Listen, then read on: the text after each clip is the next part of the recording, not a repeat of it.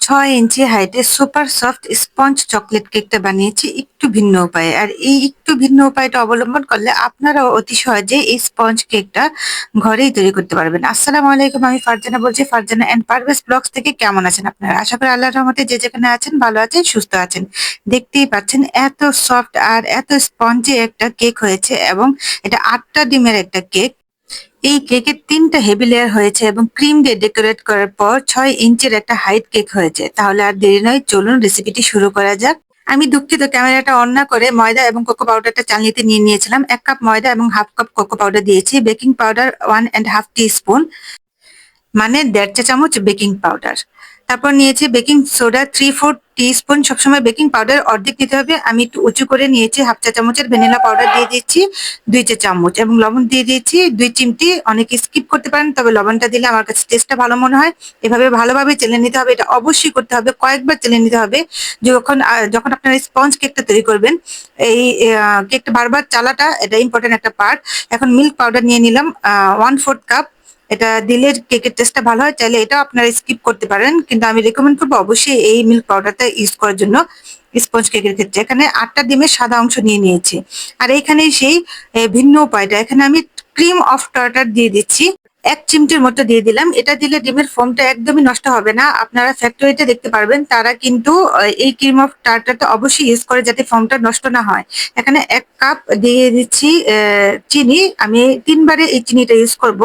অবশ্যই চেষ্টা করবেন অল্প অল্প করে ডিমের সাদা অংশের সাথে এই চিনিটা ইউজ করতে, না হলে দানা দানা থেকে যাবে আর কেকটা স্পঞ্জ হবে না। একটু পরে দেখতে পারবেন আমার এই ক্রিম অফ টার্টারের সুবিধাটা কি, এই ভিন্ন উপায়টা অবলম্বন করে আমি কি সুবিধা পেয়েছি। এখানে 8টা ডিমের হলুদ অংশ কুসুমটা দিয়ে দিচ্ছি, এটাও আমি 3বারে দিয়ে দিচ্ছি।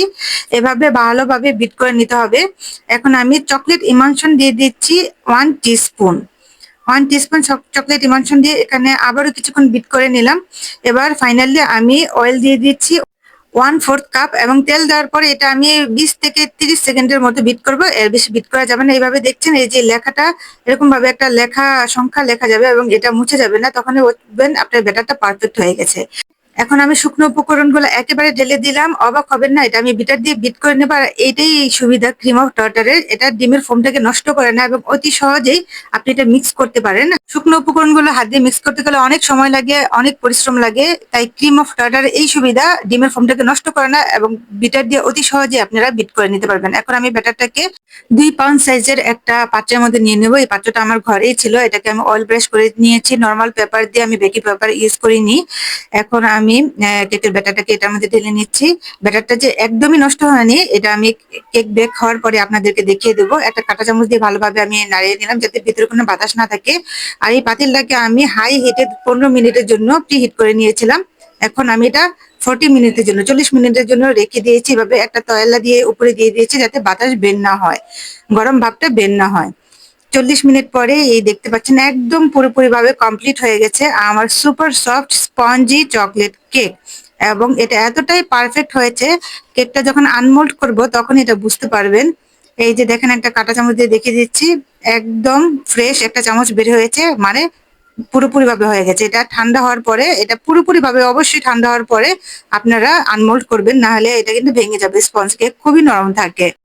এই সহজ ট্রিক্সটা আপনারা অবলম্বন করলে এত সহজেই আপনারা এরকম টাইপের একটা স্পঞ্জ কেক তৈরি করতে পারবেন। কারণ স্পঞ্জ কেকের ব্যাটারটা মিক্স করাটাই অনেক সময়ের ব্যাপার, আর সেই সময়টা আপনাদের বেঁচে যাবে যদি আপনারা ক্রিম অফ টার্টার একটু ইউজ করেন। 1 পিঞ্চ বা আরো বেশি ডিমের হলে 2 পিঞ্চ ইউজ করতে পারবেন। এই যে দেখতেই পাচ্ছেন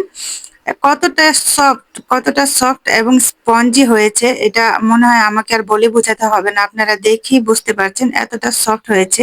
কোনো পার্থক্য নেই আপনারা যখন বিটার দিয়ে স্পঞ্জ কেকের ব্যাটারটা বিট করবেন। এই যে আপনারা দেখতে পাচ্ছেন আমি কেকের 3টা লেয়ার করে নিয়েছি, মোটা মোটা 3টা লেয়ার হয়েছে। এবং এটা ডেকোরেট করার পর দেখতে পারবেন কতটা হাইট কেক হয়েছে। দেখতেই পাচ্ছেন কতটা স্পঞ্জি। লেয়ারগুলাই উঠাতে আমার এতটা কষ্ট হচ্ছিল যাতে ভেঙে না যায় ভয় পাচ্ছিলাম। আল্লাহর রহমতে বিন্দুমাত্র কোনো পার্থক্য নেই। আপনারা যদি এই ছোট্ট ট্রিক্সটা অবলম্বন করেন অনেক সময় বেঁচে যাবে এবং সহজে এরকম সুপার সফট একটা স্পঞ্জ কেক আপনারা তৈরি করতে পারবেন। কারণ ফ্যাক্টরি গুলোতে কিন্তু এত সময় নেই, একটা করে কেকের ব্যাটার এভাবে করবে। তারাও এই ট্রিক্সটা অবলম্বন করে এবং তাদের কেকটা যেরকম স্পঞ্জ হয় তার থেকেও আরো ভালো হেলদি এবং স্পঞ্জ হবে আপনার কেক। এই দেখতেই পাচ্ছেন আসলে ঘরে ডেকোরেট করলে বাচ্চারা যেহেতু খাবে, আমি সবসময় কম ক্রিম ইউজ করি এবং কম ক্রিম দিয়েই আমি কেক ডেকোরেট করতে পছন্দ করি। ক্রিম যতই উন্নত মানের হোক না কেন, ক্রিম তো ক্রিমই, এটা স্বাস্থ্যের জন্য খারাপ, সেদিকেও আমার খেয়াল রাখতে হবে। দেখেছেন এই কেকটা হাইট কেক একদম 6 ইঞ্চি টাইপের হয়েছে ডেকোরেট করার পরে, ক্রিম দেওয়ার পরে লেয়ার গুলো কতটা সুন্দর, কতটা পারফেক্ট আর লোভনীয় হয়েছে দেখতেই পাচ্ছেন। আমার এই উপকারী টিপস, বেকিং টিপসটা যদি আপনাদের ভালো লেগে থাকে তাহলে অবশ্যই আমার চ্যানেলটিকে সাবস্ক্রাইব করবেন এবং লাইক ও কমেন্ট করে আপনার মূল্যবান মতামতটি জানাবেন। ভালো থাকবেন। আল্লাহ হাফেজ।